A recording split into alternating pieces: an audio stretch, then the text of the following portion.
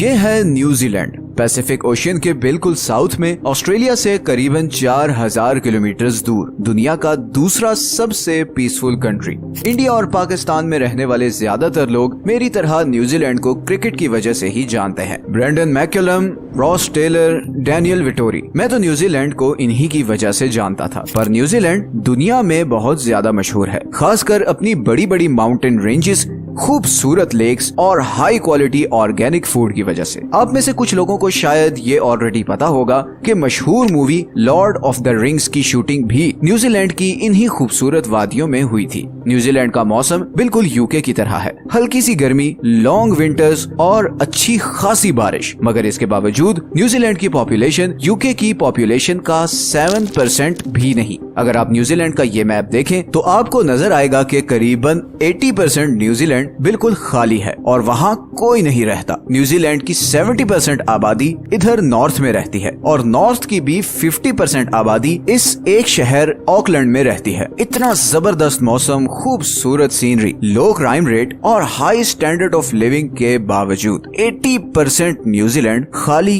क्यों है? आइए जानते हैं इस सवाल का जवाब। सच ये है कि इस वीडियो में सबसे पहले अगर हम वर्ल्ड मैप देखें तो आप नोटिस करेंगे कि न्यूजीलैंड हमारी बाकी दुनिया से बहुत दूर है। मतलब अगर आप कराची या मुंबई से जहाज में बैठें तो ये पूरा अरेबियन सी और इंडियन ओशन को क्रॉस करके करीबन 18 से 22 घंटे की फ्लाइट के बाद ही आप न्यूजीलैंड पहुंच सकते हैं। और अब सवाल ये पैदा होता है कि इंसान दुनिया से इतनी दूर इस आइलैंड तक पहुंचा कैसे? अब यहाँ पर मल्टीपल व्यूज हैं। अगर हम न्यूजीलैंड की ऑफिशियल वेबसाइट पे जाएं तो वहाँ ये लिखा है कि आज से 1000 साल पहले लगभग 1320 से 1350 के बीच माओरी लोगों ने न्यूजीलैंड को डिस्कवर किया। माओरी पैसिफिक ओशन के इन सारे आइलैंड्स, जिन्हें पोलिनेशियन आइलैंड्स भी कहा जाता है, इन पर रहने वाले लोगों को कहा जाता था। ऑफिशियल सोर्सेज के मुताबिक माओरी 13वीं सदी के आसपास अपने ये सारे आइलैंड्स छोड़कर बड़ी बड़ी कश्तियों में बैठे और इधर न्यूजीलैंड पहुंच गए। ये लगभग वही जमाना बनता है जब मंगोल्स और चंगेज खान पूरे यूरो एशिया पर अपना कंट्रोल ले रहा था। लेकिन अब सवाल ये पैदा होता है कि ये लोग अपने पुराने आइलैंड्स छोड़कर न्यूजीलैंड आए ही क्यों? इस सवाल का खोज लगाने के लिए जब हमने रिसर्च की तो कुछ आर्टिकल से पता चला कि माओरी के अपने हिस्टोरिकल रिकॉर्ड्स में थोड़ा सा डिफरेंस है। माओरी ट्रेडिशंस के मुताबिक न्यूजीलैंड 13वीं सदी में नहीं बल्कि उससे भी 500 साल पहले अराउंड 750 एडी में कूपे नाम के एक माओरी ने डिस्कवर किया था। कूपे एक फिशरमैन था जो अपने और अपने ट्राइब के लिए मछलियां पकड़ता था। मगर फिर ऐसा होना शुरू हुआ कि जब भी वो जाल लगाता तो उसकी मछलियां उस एरिया में पाए जाने वाले ऑक्टोपस खा जाते और इन लोगों के हाथ कुछ भी न लगता।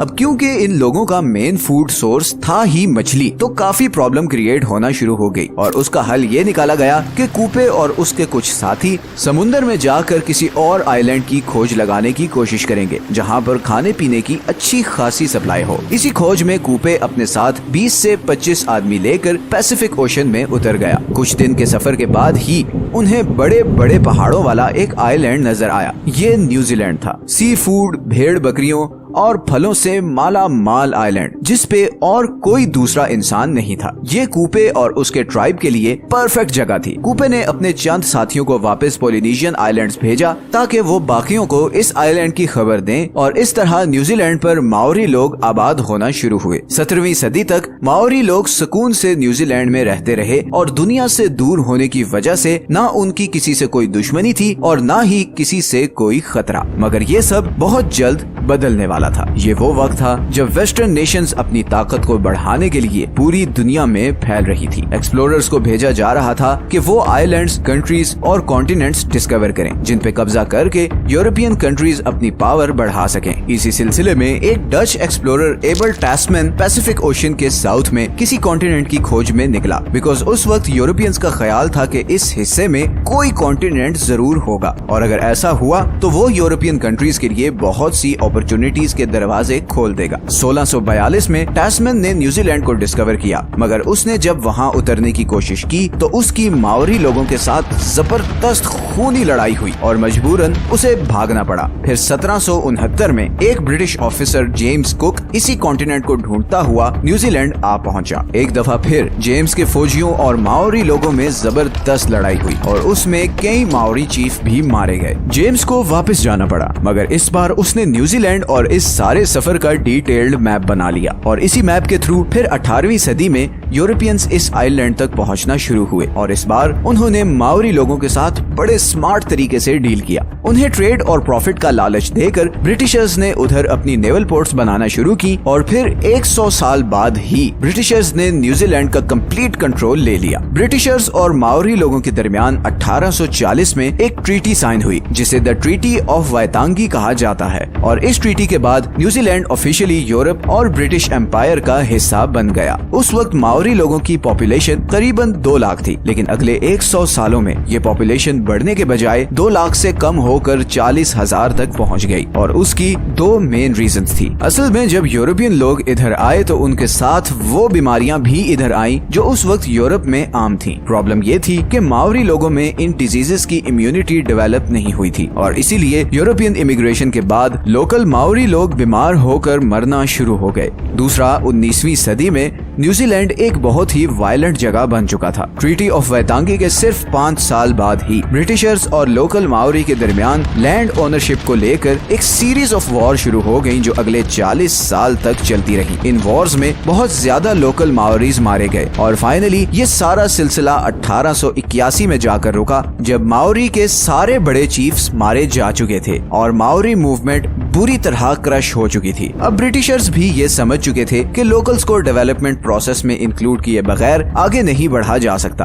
और इसीलिए इन वॉर्स के फौरन बाद ब्रिटिश गवर्नमेंट ने लोकल्स को इलेक्टोरेट प्रोसेस से लेकर हर डेवलपमेंट प्रोजेक्ट में की स्टेक होल्डर बना दिया और इस तरह न्यूजीलैंड में पीस और प्रोग्रेस का सफर फाइनली शुरू हुआ। लेकिन फिर भी आज जैसे हमने वीडियो के शुरू में आपको दिखाया था, न्यूजीलैंड का इतना ज्यादा एरिया खाली क्यों है और सारे लोग इधर नॉर्दर्न आइलैंड में ही क्यों रहते हैं? असल में न्यूजीलैंड का ये सदर्न रीजन बिल्कुल खाली इसलिए है क्योंकि इस सारे एरिया पर रहना या कंस्ट्रक्शन करना नियरली इम्पॉसिबल है। न्यूजीलैंड के सदर्न पार्ट में हर तरफ माउंटेन रेंजेस हैं। इस सारे एरिया में हर तरफ ऊंचे ऊंचे पहाड़ हैं और जमीन इतनी अनइवन है कि इवन बेसिक इंफ्रास्ट्रक्चर जैसे रोड वगैरह बिल्ड करना भी ऑलमोस्ट इम्पॉसिबल है। पहाड़ों के इस तरफ ये ईस्टर्न साइड की जमीन बहुत ही खुश्क और इनफर्टाइल है जिसकी वजह से यहाँ पर इरिगेशन वगैरह भी नहीं हो सकती। इसीलिए न्यूजीलैंड की मेजॉरिटी पॉपुलेशन इधर नॉर्दर्न आइलैंड पर रहती है। पॉपुलेशन शॉर्टेज के इस मसले को हल करने के लिए न्यूजीलैंड गवर्नमेंट ने वर्ल्ड वॉर 2 के बाद इमिग्रेशन पॉलिसीज रिलैक्स की। वर्ल्ड वॉर 2 से पहले न्यूजीलैंड में नॉन वाइट लोगों की एंट्री मना थी और इसी वजह से न्यूजीलैंड की पॉपुलेशन 1950s तक स्टैग्नेंट रही और उसके बाद जब ये रिस्ट्रिक्शन खत्म हुई तो एशिया स्पेशली चाइना, फिलीपींस और इंडिया से लोग इधर आकर आबाद होना शुरू हुए एंड न्यूजीलैंड की पॉपुलेशन में फाइनली मच नीडेड बूम आना शुरू हुआ।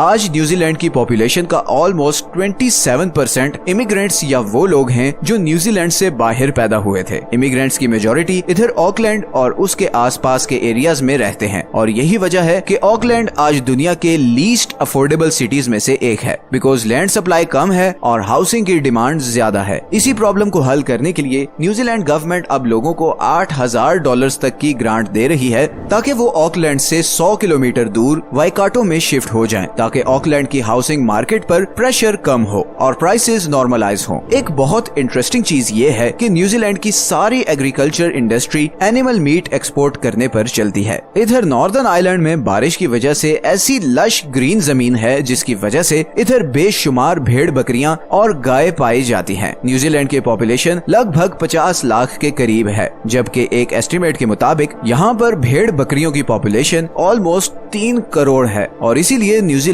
दुनिया में सबसे ज्यादा मटन और शीप वूल एक्सपोर्ट करने वाला कंट्री है। न्यूजीलैंड का 95% मीट बाहर एक्सपोर्ट होता है और 2019 में इस एक्सपोर्ट से न्यूजीलैंड ने $46 बिलियन का रेवेन्यू कमाया। न्यूजीलैंड दुनिया की 50वीं बड़ी इकोनॉमी है और इस इकोनॉमी का main source of revenue agricultural export है। $46 बिलियन सिर्फ गोश्त की एक्सपोर्ट से कमाना एक अनबिलीवेबल चीज है और ये इंडिया, पाकिस्तान और बांग्लादेश के लिए एक मोटिवेशन होनी चाहिए क्योंकि ये तीनों प्राइमरीली एग्रीकल्चरल कंट्रीज हैं।